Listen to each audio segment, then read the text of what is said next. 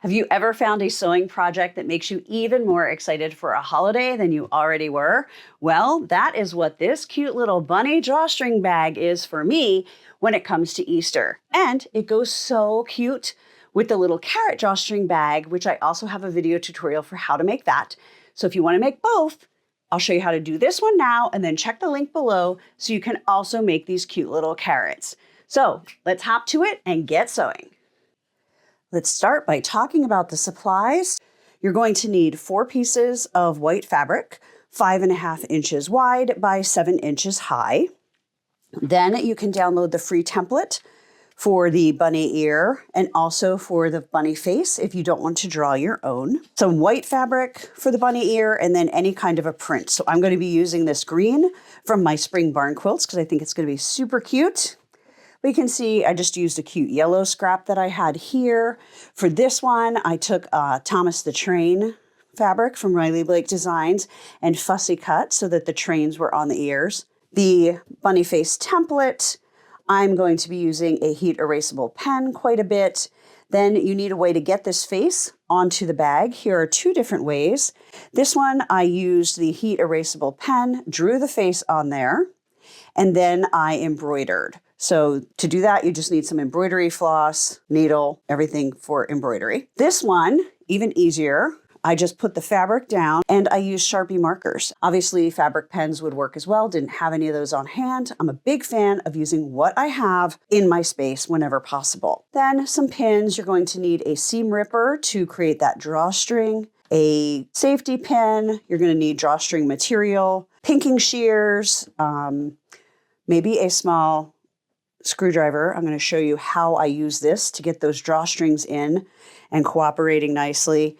Then your normal, the mat, rotary cutter, quilting rulers. I also use a small one to do the corners, these 1-inch cutouts, sewing machine, iron, all your basics. So let's get started. I like to put the bunny face onto my fabric before doing anything else. I have created this template. You can download it for free. The link is below the video. And it is the same size as our fabric. So 5.5 wide by 7 inch high. You can put it on a dark or light background. If you're using most white fabrics, you're going to be able to see through it. If you can't see well enough through it, put it up against a window or put it on a light desk, but this works great for me. If you're going to embroider it, I would just take a heat erasable pen or a pencil and draw very, very lightly. But with the heat erasable pen, once you do your embroidery, you can just hit it with a little bit of heat and any of this pink or whatever color you're using that still might be showing would be gone. So just gonna do that. Draw your guidelines. But I want to show you how it would work with the Sharpie pens because again, and we're not gonna use this one, this is just to show you. I wanted to test this before so that you can see if it's going to work. So again, this Bic did bleed a little bit, and I don't know if it's just the size of it, the intensity of the ink, because this one's a thinner one. But what I did was I just kind of went inside where I wanted that, but see how that's bleeding? It doesn't go too far, but it definitely bleeds. Draw your eyes however you want them. You can do them as big as they are on the template. You can make little kawaii eyes if you like that. You can give them eyelashes. Like, make this your own. You could even just draw your own bunny from in the first place, but I just wanted to give you a template in case you weren't feeling so confident about that. This could be a fun project for kids too. Give them a piece of fabric and let them draw a little bunny face. Now, if you're drawing your own, I recommend you start about 3 inches down from the top. That's going to put the face at a really nice space on your bag. If you put it too high up, it's going to get caught in the scrunching of the drawstring. So 3 inches down if you're going to draw your own. Otherwise, I have that positioned for you on the template. So as long as you line your fabric up top and bottom, it's going to be at the right place. So once your face is on, it is time to get rolling. And I have an embroidered face ready to go. So these 4 pieces, 2 are going to be the lining and 2 are going to be the outside. But I just stack all 4 up. You're cutting below the face and not above because we're going to cut out the boxed corner. Now, if you want to just do a flat bag and you want it to go a little bit faster, this is the step that you will skip. So I'm going to draw a 1-inch square in the 2 bottom corners. And again, this is a heat erasable pen, so that pink is going to go away if I don't cut it all off. And then I'm just going to take small, sharp scissors and I'm going to cut those 2 notches out. And I'm just doing all 4 pieces at the same time. So as you move your fabric, you want to make sure you're keeping it all lined up. Obviously, the face is going to be one of the outer fabrics. So we'll just make 2 piles. Now for the lining, we're going to sew all the way down here. We're going to sew across, but leave space for turning. And then we're going to sew all the way for our lining with a 1/4 inch seam. Now we're going to make the box bottom out of this point here. So what I'm going to do is I'm going to open the fabric from the top and pull it out so that I can match these seams. And then the other point in that square that we pulled out is going to match. So it's going to make that bottom perfectly for you. And because this one is so small, I'm not going to press these seams open. I'm just going to put one to one side and the other to the other side. Just put a little clip. And then I'm going to just sew a 1/4 inch from that cut edge. So this cut edge becomes this square bottom. These points right here become the outside of it, and then you're matching the seams. And you do want to make sure on the bottom that you're pushing your seams to the same side. So I don't want to put these this way because then it's going to make it harder to stitch that closed. So you want to make those going in the same direction.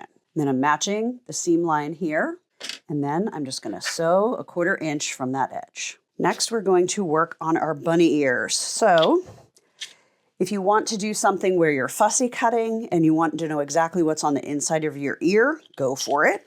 You're going to use your template. Otherwise, you can just put your template down. This is a scrap of white. I'm just going to fold that in half. And just like I did with the cutting those squares, I'm going to cut these all at once. So now we have the 2 green and the 2 white. And we're going to put those right sides together. And we're going to sew the big curve, leave this bottom part open for turning.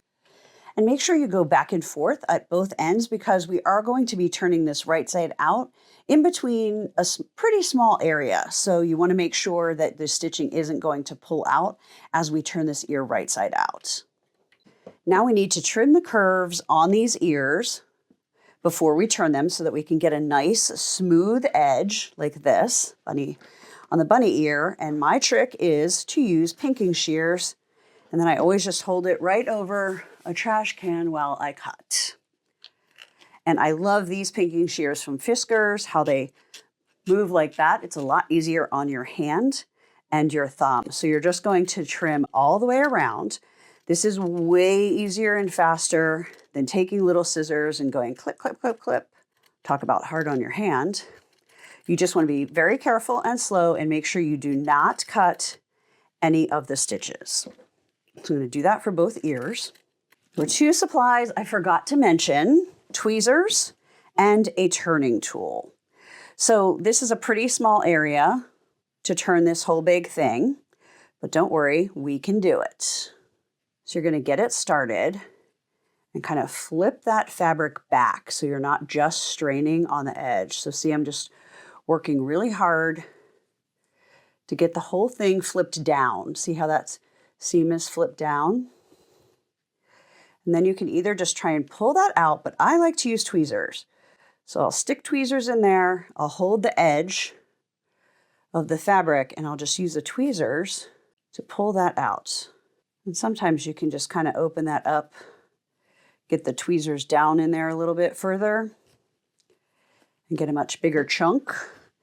And then once you get it that far, you can start to use use a turning tool or a chopstick or whatever you use. Just very slowly and gently run the tool right along the seam to get this all the way turned out so I can see that raw edge so that your shape is ready. And then you're going to iron that flat. I'm going to do the second one while my little mini iron is still heating up. Tweezers, they're not just for eyebrows or splinters. Have you ever used tweezers when you were sewing? I use them to grab bobbin thread sometimes. I use them for this.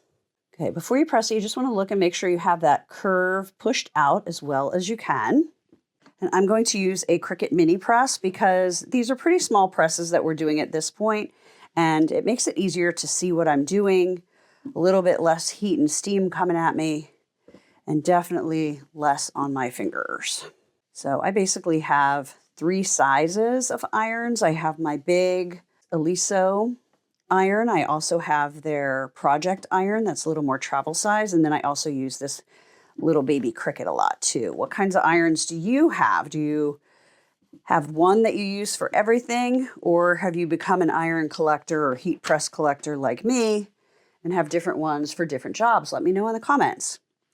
Now, the other thing I'm going to do before I get sewing much more is I'm going to make sure I take any heat erasable pen lines off. It's especially important when you're using white because you don't want that showing through. This is our front, obviously, and this is the back. So what is important is that you clip and baste the ears on the back, right sides up. I did it wrong the first time. So these are going to be sewn down like this. So you want to make sure the colored fabric is going to be what is showing when you can see the face, right? So you'll see this is the back lining. We want the white to be there. So now I'm just going to pin these. If you want them a little bit more angled, you can kind of angle them like that. It won't be totally straight. As long as you don't have this down more than 1/4 inch, you will be totally fine putting this together. All right, so I'm going to go baste that on there. Now we've sewn our lining together already. Now it's time to sew the outside. So now we're going to do right sides together. So this is the right side, this is the right side. Flip that over. Lining up these edges. Now we are going to sew all the way down here, all the way across the bottom and all the way up the other side, but not sewing these notches because again, we're going to turn those into the boxed corners. Now we have the outside of the bag, totally sewn together, box corners. The lining, the inside, is ready to go with a hole in the bottom for turning. So the next thing we're going to do is we're going to sew around the outside. So we're going to turn the outer bag, so with the ears and the face, right side out. I'm just going to push those corners out. Got ears, aren't they cute? And we are going to put it the right side into the lining. So basically putting these bags together, right sides together. I'm going to flip this over because we need the ears to stay inside. No ears escaping like that. The ears go in. And we're going to match these seams on the side. Now it is going to be easier to do the drawstring if you open those seams. Always start by putting the 2 sides together and clipping right at that seam. Then if you just kind of pull it like that, the rest should just line up. You just want to make sure you're paying attention to those ears and keep them going straight down as you clip this together. Now we're going to take it to the sewing machine. We're going to sew all the way around the top. No openings necessary because we already have it in the bottom. All the way around the top with a 1/4 inch seam. They would also be really cute to combine with the carrot drawstring bags. So check the link below this video to go see that video as well if you want to make both of them. That make a great little Easter tiered tray to display. Or you could put them both in Easter baskets. You could have them for Easter egg hunt prizes. So many ways you can use these. Our next step is to turn this all right side out through that hole in the lining. So now it's popped out like that. This is the outside of the bag and the lining of the bag. Now we need to close this hole. So you can either hand stitch that, or I'm going to just stitch across that really quick with my machine because it's in the bottom of a pretty small bag. It's not a reversible bag, so I don't think it needs to be perfect. So I'm just going to machine stitch there. That's closed. Has a little bit of a bump. Doesn't really matter because again, it's going to be on the inside. So now we're going to push that lining inside the outer bag and we're going to get this lined up. So we have to press around the top, but you want to get this seam as lined up as possible. You don't want it to be folded over a 1/4 inch on either side. So just take your time. It's easier to do where the ears are. You just kind of pull and that will pull them up, but take your time and get that pulled out. And I usually just press from the inside. So I have that space good. Just press across there. Get those ears nice and flat again. Everything gets a little bit wrinkled as you have it turning inside outside. All right, well, while we have the iron on, I'm just gonna press the rest of the bag a little bit more. Now, I'm going to take this back to the sewing machine and I'm gonna sew really close, like 1/8 an inch or less to the edge. And then I'm gonna drop down 5/8 of an inch and I'm going to sew again. That's going to create our drawstring channel. Because this is top stitching, I'm going to do my little trick of pulling up the bobbin thread by lowering the presser foot, lowering the needle, pulling it up, holding that thread, and then pulling. Then I can have both the bobbin and the top thread up on top. Put that under the foot, pull back, and then I'm going to knot. That's going to help me not have a little bird's nest of a knot potentially on the back of my bag. Now I'm coming up on the seam, so I'm going to go forward, back, and forward to reinforce that for the drawstring. Now we are going to use the 5/8 inch mark, and we're going to sew the second stitch around to make our drawstring channel. As I hit those seams, I'm going to go forward and back just to reinforce so that our drawstring works well, and when we pull the threads from the seam, it doesn't mess up the bag. Next step, open up our drawstring channel. So what we are going to do is we are going to very, very carefully take your seam ripper and you're going to open the outside seam between these two stitch lines. Okay, so between here and here, and just the outside. You don't want to open all the way through, so don't jam it in. You're just going to very gently and slowly kind of dig for your first stitch. Sometimes, especially on white, my eyes are getting old. It's hard to do. You don't want to cut the fabric. You just want to find a stitch. Once you get that first stitch, everything gets easier. So just kind of stitch by stitch, get that seam open. Okay, one side's good. Now we're going to do the other side. So that's done. Now we are going to take our 2 drawstrings, or draw ribbons, as it were. And these are 20 inches long. I like to have them extra long and trim them later instead of making it difficult to tie once I get them through. So I'm just going to put one end on a small safety pin. The quilting safety pins are a little bit big for this size bag and drawstring. I'm going to start from either side and I'm just going to thread that all the way around. And here is where we are going to use the little screwdriver. So sometimes you're pushing your safety pin and it decides to go in between the seam and the thing, so it won't go through.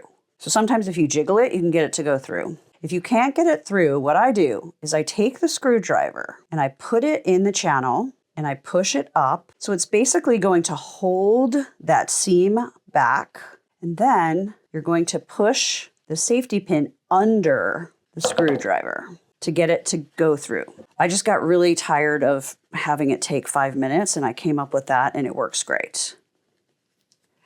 Okay, so we got back to the same place we started. Pull that out. I'm going to get the ends even and I'm going to make sure this is pulled all the way out. I don't want to tie it while it's partly drawn. We want that all the way out. Oh, get out there, bunny ear. And then you can tie it wherever you want. As long as this is flat, you can tie it pretty close to the opening so that you don't have super, super long strings, but totally up to you. I usually do it about 1 inch.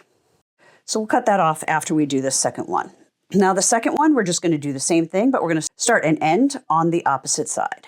So now those ends are a little bit long. So I'm going to cut them just like 1/4 inch from the knot. And then I got just a really inexpensive bottle of clear nail polish. And then I just put that on the end of ribbons just to help them to not fray. And then when you pull it shut, it makes the ears punch out. Isn't that cute? So here are 3 bunny bags, one with the flat bottom and the fussy cut cute little fabric. That would be really fun if you're making them for specific people to do whatever theme they love or activity. And then when you pull that, those come out and that just lays flat. And then these 2 are boxed bottoms. So they're going to stand up. So if you were going to make these for decor where you just put polyfill in them and you're putting them in maybe a tiered tray or something like that, I would definitely do the box bottom. Also very cute to do the box bottom if you're doing them for gifts. If you're putting them in an Easter basket or you're making a lot, you might want to go with that way. So let me know in the comments which way you're going to go. These are just the sweetest bags. They would be super cute in an Easter basket for coworkers. You could give everybody a little treat, leave a little bunny on their desk, for bus drivers, for teachers, for friends, for your Easter brunch table. Let me know in the comments how you see yourself using these.